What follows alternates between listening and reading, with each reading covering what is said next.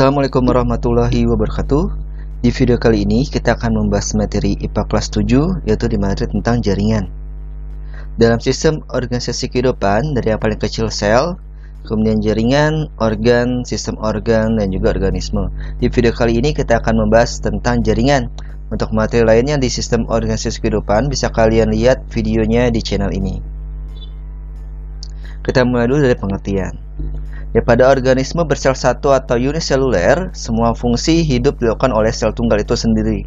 Tapi bagaimana kalau misalnya organisme yang multiseluler atau bersel banyak? Nah, pada organisme bersel banyak, sel tidak dapat bekerja sendiri, tapi bergantung juga dengan sel-sel yang lain untuk melakukan suatu fungsi. Nah, sel-sel yang mempunyai fungsi dan bentuk yang sama akan berkelompok. Nah, kelompok sel-sel tersebut disebut sebagai jaringan. Jaringan adalah sel-sel atau kelompok sel yang mempunyai fungsi dan bentuk yang sama. Kita akan membahas nanti jaringan pada hewan dan juga jaringan pada tumbuhan, jenis-jenisnya.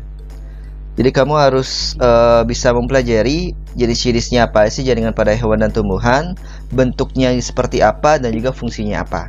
Gitu yang akan kita bahas pada video kali ini. Kita mulai dari jaringan pada hewan. Pertama ada jaringan epitel. Epitel itu adalah jaringan yang melapisi permukaan organ. Jadi epitel itu jaringan yang paling luar dari suatu organ, ya, yang berfungsi untuk melindungi bagian dalam dari organ tersebut. Jadi segala sesuatu yang bagian paling luar biasanya fungsinya adalah untuk melindungi bagian yang dalamnya. Tuh. Nah, jaringan epitel pun sebagai jaringan terluar dari organ, fungsinya adalah untuk melindungi bagian dalam dari organ tersebut. Tapi selain sebagai untuk melindungi bagian dalam organ, ada fungsi lainnya. Bisa berfungsi sebagai kelenjar, bisa juga berfungsi sebagai penyerap zat, bisa juga berfungsi sebagai penerima rangsang. Itulah fungsi jaringan-jaringan epitel. Di sini kita lihat gambar dari jenis-jenis jaringan epitel. Ada jaringan epitel yang silindris bersilia, ada yang pipir berlapis, ada kubus selapis, ada pipis selapis, silinder berlapis, dan juga silindris berlapis. Inilah jaringan epitel. Jaringan selanjutnya adalah jaringan otot. Jaringan otot tersusun atas sel-sel otot yang lentur. Fungsi jaringan otot adalah sebagai alat gerak aktif. Dan jaringan otot ada 3 jenis: otot polos, otot lurik, dan otot jantung. Nah, otot polos biasa ditemukannya di organ tubuh bagian dalam seperti usus, lambung, dan lain sebagainya. Itu adalah jenisnya otot polos. Sedangkan otot lurik biasa ditemukan pada rangka tubuh. Nah, otot lurik ini yang mungkin dalam kehidupan sehari-hari kita sebut sebagai daging. Ini adalah otot lurik, ya. Kemudian otot jantung yang terdapat di jantung. Nah, untuk bahasan lebih lengkap tentang jaringan otot nanti akan dibahas di kelas 8, ya. Di kelas 8 dibahasan tentang sistem gerak pada manusia. Nanti akan membahas lebih dalam tentang jaringan otot tersebut. Di sini kita hanya perkenalan aja tentang apa itu jaringan otot, jenis-jenisnya apa, dan terletak di mana. Selanjutnya adalah jaringan saraf. Jaringan saraf adalah jaringan yang berfungsi menerima dan meneruskan rangsangan. Jaringan saraf terdiri dari sel-sel saraf atau neuron. Lihat di sini, ini adalah struktur neuron. Ada apa aja sih di neuron ini? Beberapa bagian dari neuron. Pertama adalah dendrit. Sini dendrit, fungsinya apa sih dendrit ini? Dendrit ini adalah penjuluran ke arah luar badan sel yang berfungsi sebagai penerima rangsang atau penerima impuls. Kemudian ada inti sel, atau di badan sel di sini terdapat inti sel. Ya, dia itu untuk sebagai pengatur dari sel tersebut karena memiliki inti sel di sini. Kemudian setelah diterima oleh dendrit, kemudian dendrit meneruskan ke inti sel ini kemudian meneruskan lagi ke akson. Nah, akson ini adalah yang berfungsi untuk mengirimkan sinyal atau impulsnya. Jadi yang menerima adalah dendrit, kemudian diteruskan ke badan sel, di situ terdapat inti sel diolah, kemudian diteruskan lagi ke sel yang lain menggunakan atau lewat bagian disebut akson atau neurit. Nah, di neurit ini ada bagian-bagian lagi. Di sini neurit, ya. Ada bagian-bagian lagi, apa aja ya? Pertama ada namanya selubung mielin. Sini ada selubung mielin. Selubung mielin adalah bagian sel yang membungkus akson. Jadi sini akson dibungkus oleh selubung mielin. Kemudian di dalam selubung mielin ini terdiri atas sel-sel Schwann. Di sini ada sel Schwann.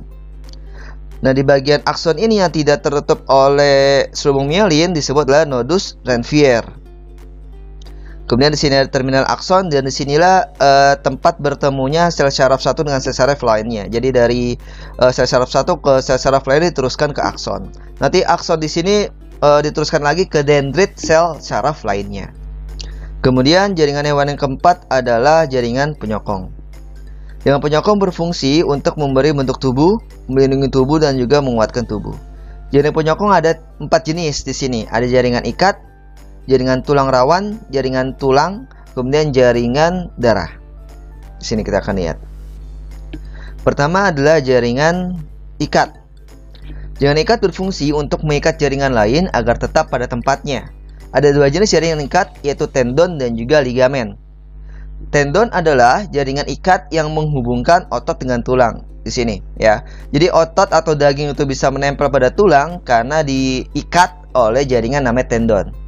Kemudian ada lagi ligamen. Ligamen itu adalah jaringan yang menghubungkan tulang dengan tulang. Di tulang dengan tulang ini bisa menempel karena diikat oleh jaringan disebut sebagai ligamen. Jaringan penyokong yang kedua adalah jaringan tulang rawan atau kartilago. Kartilago ini atau tulang rawan terdiri dari sel-sel tulang rawan atau kondroplas, bersifatnya lentur. Lebih banyak zat kolagennya dibandingkan zat kalsium. Contohnya adalah pada hidung atau pada telinga. Di situ tulang tapi agak lentur. Nah, itu adalah disebut tulang rawan. Kemudian ada jaringan tulang atau disebut jaringan tulang keras. Ya, tadi tulang rawan atau disebut juga tulang yang lentur. Sini tulangnya keras atau kaku. Tersusun atas sel-sel tulang keras atau disebut osteosit. Di sini lebih banyak kalsiumnya dibandingkan kolagennya, sehingga bersifat keras dan juga kaku. Kalau tadi pada jaringan tulang rawan kolagennya lebih banyak, kalau di jaringan tulang keras kalsiumnya lebih banyak, sehingga dia itu keras dan kaku. Yang keempat adalah jaringan darah. Darah terdiri dari 2 komponen utama, yaitu plasma darah dan juga sel-sel darah. Plasma darah terdiri atas protein darah, ada albumin, fibrinogen, dan globulin, dan juga serum yang terkandung zat kebal atau antibodi. Fungsi utama plasma darah adalah mengedarkan sari-sari makanan ke seluruh sel tubuh. Nah, kemudian ada sel darah, ada 3 jenis sel darah, yaitu sel darah merah, sel darah putih, dan juga keping darah. Fungsinya beda-beda nih antara sel darah merah, sel darah putih, dan juga keping darah. Kalau sel darah merah atau disebut juga eritrosit, berfungsinya adalah untuk mengangkut oksigen ke seluruh tubuh, karena di sel darah merah ini terdapat hemoglobin, ya, terdapat Hb atau hemoglobin yang berfungsi untuk mengangkut oksigen ke seluruh tubuh. Kemudian ada sel darah putih atau leukosit yang berfungsi untuk menjaga kekebalan dan juga pertahanan tubuh. Yang terakhir adalah keping darah atau trombosit yang berfungsi atau berperan dalam menutup luka atau pembukaan darah. Nah, nanti untuk materi tentang darah ini akan lebih detail juga dibahas di kelas 8 tentang sistem transportasi pada manusia. Selanjutnya adalah jaringan pada tumbuhan. Jaringan tumbuhan terdiri dari jaringan mesentematik dan juga jaringan permanen. Apa perbedaannya nih? Perbedaannya adalah jaringan mesentematik itu adalah jaringan yang masih aktif memperbanyak diri, sehingga dapat berkembang menjadi berbagai jaringan dan juga organ tumbuhan. Sedangkan jaringan permanen adalah jaringan yang tak terbentuk dari hasil perkembangan jaringan mesem tersebut. Jaringan permanen di sini ada 4 jenis, ada jaringan pelindung, jaringan dasar, jaringan penguat, dan juga jaringan pengangkut. Kita bahas satu persatu tentang jaringan-jaringan ini. Pertama adalah jaringan meristem. Jaringan meristem terdiri dari sel-sel meristem. Sel-sel meristem selalu aktif membelah. Meristem itu ada 3 jenis nanti, ya, ada meristem apikal atau meristem ujung, meristem interkalar atau meristem antara, dan juga meristem lateral atau meristem samping. Meristem apikal ini terletak di ujung batang atau ujung akar, yaitu yang menyebabkan akar itu bertumbuh panjang, ya, akar atau batang itu bertumbuh panjang. Ada meristem apikal. Kemudian meristem interkalar adalah meristem antara yang terdiri atau yang terdapat di antara ruas-ruas batang. Kemudian meristem lateral atau meristem samping letaknya itu biasanya di kambium, dan juga dia itu sebagai penghasil pertumbuhan sekunder. Jadi yang menyebabkan akar sama batang tumbuhan itu menebal dan membesar. Jadi kalau yang menyebabkan akar sama batang itu memanjang adalah meristem apikal, sedangkan yang menyebabkan akar dan batang itu menebal atau membesar adalah meristem samping atau meristem lateral. Kemudian jaringan permanen, pertama jaringan epidermis. Ya, epidermis berarti lapisan yang paling luar. Lapisan paling luar pasti fungsinya adalah untuk melindungi, ya. Pasti dia itu untuk melindungi jaringan di dalamnya. Dan jaringan epidermis merupakan jaringan yang melapisi permukaan akar batang daun. Jadi setiap organ tumbuhan tersebut dilapisi oleh epidermis. Ada epidermis atas dan juga epidermis bawah. Yang kedua adalah jaringan pengangkut. Kalau misalnya di hewan itu pengangkutnya adalah darah, ya. Kalau misalnya di tumbuhan, jaringan pengangkut di sini ada namanya xilem dan floem.